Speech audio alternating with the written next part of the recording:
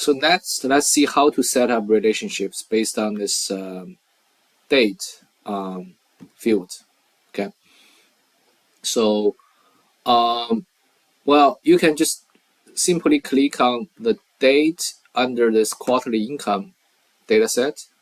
All right, and you hold your mouse and drag it to overlap with this date field under the historical daily dataset. Once they overlap, you can release your mouse, and now a relationship is set up. Okay, basically you will see a line connecting these two datasets, and if you hover your mouse over this line, the two data fields, okay, the two data fields which are connected are going to be highlighted. All right, so basically now you can see the date under quarterly income is connected to that date under historical daily. All right, that's basically this relationship is about. All right, you may notice some details like those numbers 1, and there's another number 1 here. Okay, and there's some directional arrows here. I'll explain those things later. But now basically this relationship is set up, and you can see this relationship is based on the date item under income data field. I'm sorry, under the date under the income data set, and the date item under the historical daily data set. You can also do the same thing to construct relationships between, for example, historical daily and cash flow statement. And to do that, well, you could just again click on this date and drag it to overlap with this date. Okay, then this new relationship between historical daily and the cash flow is going to be generated.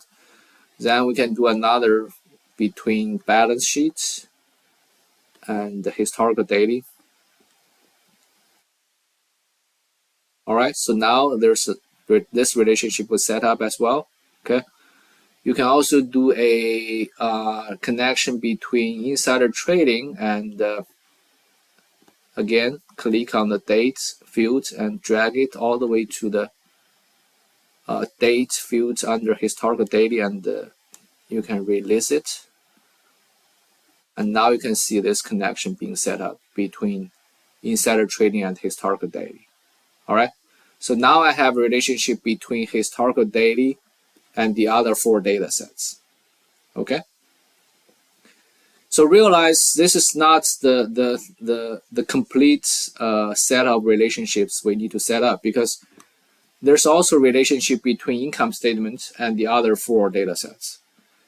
And for cash flow statement, you can also set up relationship between this data set and the other 4. Okay, so there's actually a large kind of networks of relationship you need to set up. Each particular data set will be connected with the other 4 data sets. Okay, so here we only constructed relationship between historical daily and the other 4.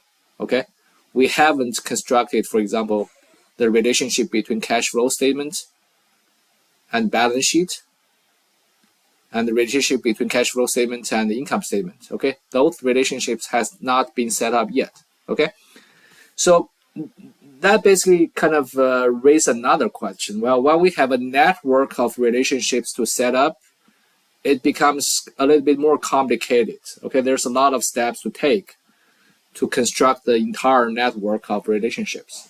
Okay, so that's why it's important to learn another concept called a star schema. All right, star schema is just a kind of efficient way to set up your relationships. Okay, instead of doing what I just did, okay, that's totally fine. Well, the relationship I just set up, there's no problem with that. Okay, however, to make your data model more efficient, more easy to understand, the thing I just did is not the best practice you should follow.